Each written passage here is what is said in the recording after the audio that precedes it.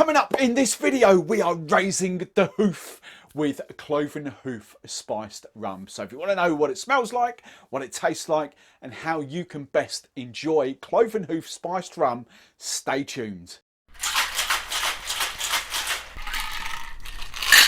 Hey Spiced Rum fans, I am Steve the Barman and I'm hoping these videos are helping you to drink, serve and enjoy your favourite spiced rums even more. If you like this video and you're enjoying what I'm doing, then make sure you hit that like button, tell me that you like this video, and if you want to see more of my content, make sure you hit that subscribe button. And if you want to chat and meet other spiced rum fans from all around the world now, come and join us in the Spiced Rum Club. The short link is in the big blue banner below. Links in the show notes, but come and just search us out on Facebook, the Spiced Rum Club. But as always, I want to hear from you. Have you tried Cloven Hoof? If so, how do you drink it? Let me know in the comments below. What is your favourite serves with it, or even cocktails? Right then, so Cloven Hoof, born and bred in 2018 in a pub in Oxfordshire by the landlord Paul, who decided whether he was kind of looking at Dead Man's Fingers and what Dead Man's Fingers originally did in the Rum and Crab Shack in St Ives, I'm not sure, but he decided to start blending up his own rum in his pub. So what's this rum all about? Well, actually the bottle kind of tells you quite a lot of it actually. So it's imported rum from the Caribbean. We've got Guyana and Trinidadian rum in there. We know that it's the rums are then sort of coloured up and flavoured up with caramel. Once he's got his base rum, he then blends it with spices, of which we know is cloves, and I think that's all we really get. It's cloves and then a mysterious concoction of natural spices. It's a 37.5%. Does say spirit drink on there, so we know there's quite a lot added to it. Not much in the way of a marketing story either. It's quite funny. It just says a pagan, deep, dark spiced rum that is waiting to heat your soul and be discovered.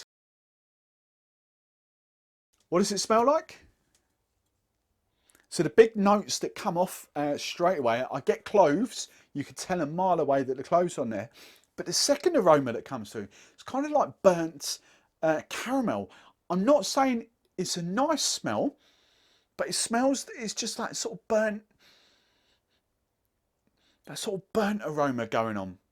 But definitely cloves. I'm not getting too much else. Maybe as I smell it a bit longer, the smell that's coming through, what it kind of reminds me of is sort of my mum's Christmas cake. That's kind of, not massively, not compared to some of the spiced rums that I've tried, but that's kind of a faint aroma, but big out and out cloves first up. And it's just this weird kind of burnt smell going on. Whether it's burnt caramel, I'm not sure.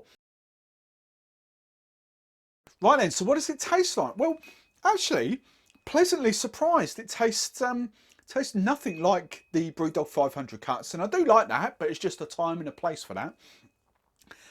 Is this an all-round, all year round spiced rum? I'm not sure. I'd go more wintry. It's really nice. What I'm getting is, again, the spice really hits me around the lips. Combination of ginger and clove going on. That's the first sort of aroma, but there is a subtle hint of fruit in there as well. I'd say when you first have a sip, you get a huge amount of spice straight away. It does mellow out slightly, but there is quite a good lengthy spicy finishing to it. It's definitely cinnamon, definitely clove in there. The taste doesn't remind me of my mum's fruitcake, even though the smell does. Which is kind of weird. The kind of aroma as well, that burnt sort of aroma doesn't come through in the taste. That's really, really weird. The one thing I forgot to do is the sweetness scale.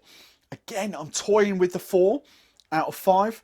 I think I'm going to dial it back to about 3.5. It is slightly thicker than the Rebellion that I did last week. It's close to being a 4. Very, very close to being a 4. The only thing that makes it not quite as sweet is that it's got quite a long sort of spice finish to it. So it's kind of does kind of dry out a little bit, but the actual liquid is thicker, and it is, I would say it's actually a little bit sweeter. I think how it finishes for me is a little tiny hint of sort of apple, but ginger. the kind of cinnamon and the cloves dial off, and I get that ginger that comes through at the end, and I don't often get that with spiced rums. I'm not convinced I could handle that neat. I'll be honest, unless it was I was bitterly cold and I just had some over ice. I'm not convinced it's a neat sipping spiced rum. However, I've got a funny idea how this is going to work as a long mixed drink. So let's find out. Right, I've raised the hoof, as it says in the bottle. For me, it works with a small select group of mixes. I'm actually not overly convinced it's a rum and coke spiced rum. I think it's drinkable. That definitely no. You've got way too much spice going on. No. I would also add in, I've lost my can, there it is. I'd also add in, I've got a funny feeling, I only tested it with Coke Zero. I've got a funny feeling full fat Coke might even be a touch too much for it. I don't know. I don't drink full fat Coke. It gives me too much gas. So I always try it with Coke Zero, and that is just bordering on the edge for me. So I'm not overly convinced it's kind of out and out spiced rum and coke serve.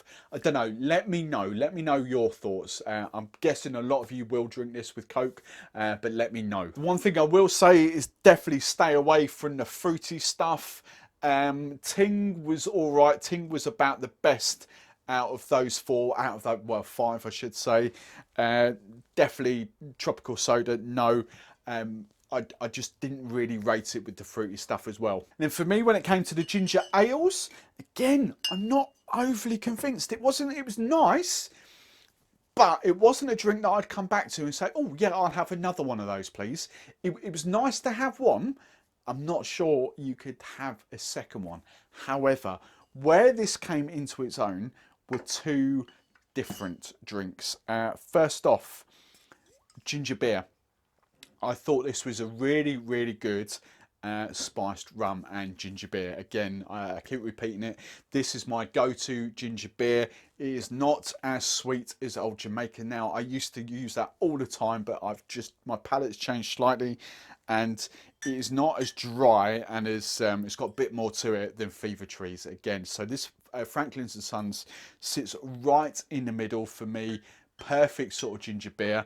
And that just works very well. So like that, I think that was very close to being my favourite out and out serve for that. However, what was my favourite serve was this Cawston's Press apple and ginger juice. I thought that there was literally nothing to beat that for me. Very close seconds, but I like that combination. You've got kind of the smoothness of the juice kind of mellows it out, but you've still got that fiery kick. That has been my review of Cloven Hoof. Let me know what you think. Let me know in the comments below how you drink it. As always, if you like this video, give me a thumbs up. Make sure you hit that subscribe button, and I will see you in future videos.